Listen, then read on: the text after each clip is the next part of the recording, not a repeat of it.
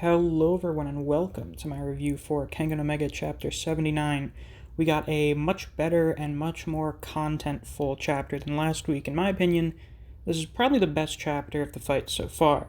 So, the first big reveal we get is Misasa's martial art, which is Silat, which is a martial art from Southeast Asia, specifically the Indonesian archipelago.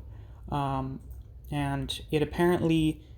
when I looked it up, it's apparently got a lot of different facets to it. It involves like grappling and striking, basically all of the tenets of martial arts. So it seems pretty well-rounded. And in this chapter, they specify that its movements are soft. So in Kengan, we've seen that there are generally 3 different types of martial arts or techniques or fighting styles. So the first one's hard techniques, which is in this chapter compared to Muay Thai, which is mostly like striking and hard contact. And then we have soft techniques, which is a lot more like Aikido, and as far as I understand, involves a lot more like momentum manipulation and using your enemy's own movements against them. And then we have formless, which is essentially like Demon's Bane and the formless style, which you can do whatever with. It just has like a core tenet that you just kind of use, and you can utilize it however you want, I guess. That's probably the best way I could describe the formless style in Kengan. Misasa uses Silat and is kicking the shit out of Yumigahama for the majority of this chapter. And per the observations of the Purgatory team members, that's because Yumigahama wasn't paying attention to the closing of the ring. And as I had predicted, right when this fight had started, is that as the ring gets smaller, Misasa will have progressively more and more of an advantage, because moving around in that small space isn't going to be as much of an issue for him as it's going to be for Yumigahama. And King points this out as well. So we got a very, very, very interesting piece of commentary from King here, in which he says that Misasa's power is a legitimate threat and that he doesn't think he could beat him easily. So we've gotten a little bit of a hint as to just how strong Lolong is. He is apparently not able to no-diff a Fang. So he's at least on Fang level. I still think that he is probably going to be on Annihilation Tournament Kuroki level. I think Purgatory will have at least one person that's that strong. And Kengan will have one or two. I mean, Kano and Agito are probably both as strong as Kuroki was now. So that's not too surprising, but this is sort of the first, definitive inferential insight into how strong King is, because we've had some of the other fighters talk about fighting him. We saw Yumigahama didn't want to mess with him, but, Dong Cheng said that fighting him's not really worth it if I'm not getting paid. So, he's not this unbeatable monster in comparison to some of these Purgatory fighters, but he's still not someone they want to mess with unless it's a really big issue. Or since Purgatory is much more entertainment based, you could say that, getting beaten by Lolong is not worth it unless I'm getting paid a lot of money. That may be what they meant instead. Because it doesn't seem like anyone on the Purgatory team is confident in their ability to beat Lolong in a fight. But that's really interesting. And then we get more stuff with Yumigahama. So Yumigahama has turned into fucking Musashi from Baki and is using imaginary swords.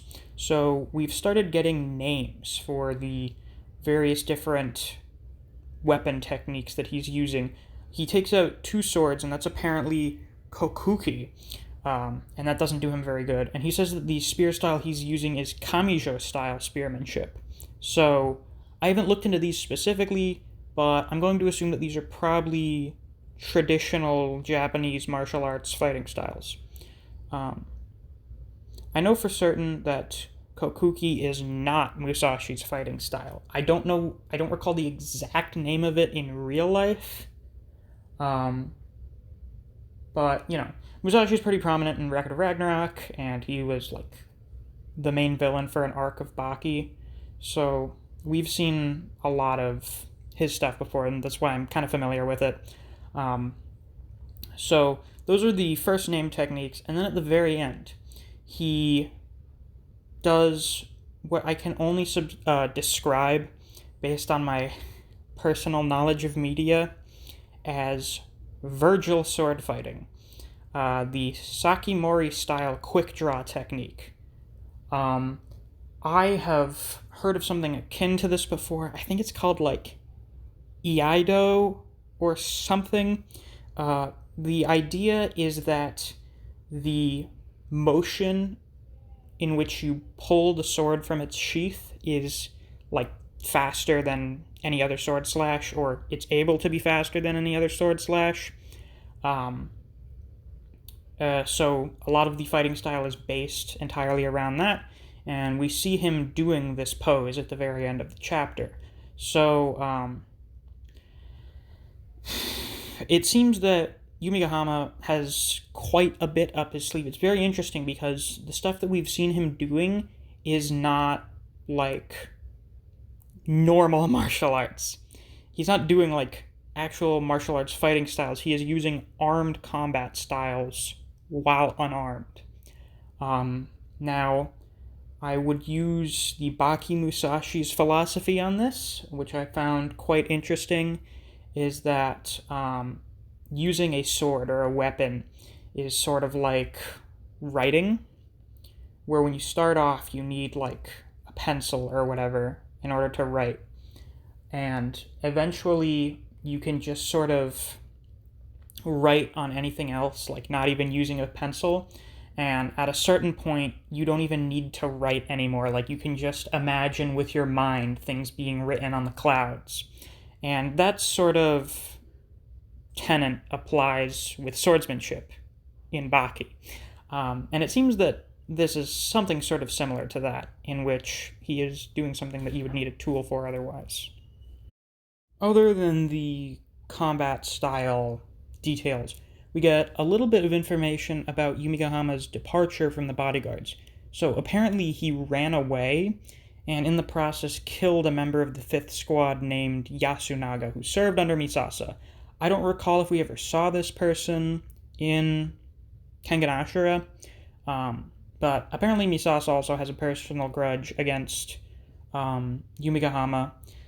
I don't know how I feel about this being introduced now in the middle of the fight, because I generally don't like retconning in motivations for things. I think I would have preferred if we established this earlier, like talking about Yumigahama leaving. I don't think they ever mentioned him having killed one of the bodyguards. Correct me if I'm wrong, of course.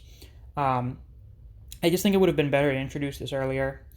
But nonetheless, this would explain why a lot of the other bodyguards are here, as we see earlier on in the chapter. Basically, all of the squad captains are there, and they're here to pretty much see that Misasa gets this done. So it's like an actual official punishment thing, I guess. They sent Misasa there to punish Yumigahama for his betrayal. So that's pretty cool. Now, I think we're probably going to get another chapter or two out of this fight. I think one more chapter, like only one more chapter, will probably be pushing it, because I still think we could probably get a little bit more out of this. Overall, I'd say this is maybe the second best fight of the tournament. I would say that Rihito versus Falcon was definitely the best fight so far. It was long, but it also had a lot of content to it, and there was a lot of crazy shit going on in there. I would probably put this second. I'm not sure where I would rank rounds 1 and 3, because they don't have much content, really. Like, there's not very much to those fights. Round 3 had probably the best art at that point in the series. some really impressive stuff going on with Doraemon. I think Doraemon's the artist. Yeah, and I think Sandrovich is the author. Um, but I'm not sure how I feel about those two. But this is definitely one of the better fights so far. I would put it closely behind Rahito versus Falcon. We'll see what happens in the next few chapters. We may put it above it, but I would say that that was probably the best fight so far. I'm pretty sure that that would stack up to some of the better fights in Ashura. Um, but yeah, I guess that's really all I have left to say. This was a pretty Misasa, holy shit. I really can't talk right now, I don't know why. This was a pretty Misasa heavy chapter, so no monkey joke this week, and I'll probably stop if I can't think of anything clever. I'm sure the joke's probably getting a little old for some of you, so I'll probably cut back on that. But yeah, if you enjoyed this video, please like and subscribe. I do Kengan Omega reviews every week. If you enjoy other series such as Record of Ragnarok, Jujutsu Kaisen, and Chainsaw Man, I do videos on those series as well, so if you're interested, you should definitely check out my channel. If you enjoy discussing Kengan Omega with other people, or you just enjoy the content I produce on this channel, I would highly suggest you check out my Discord server. I have a link to it on my channel. Thanks for watching, and I'll see you around.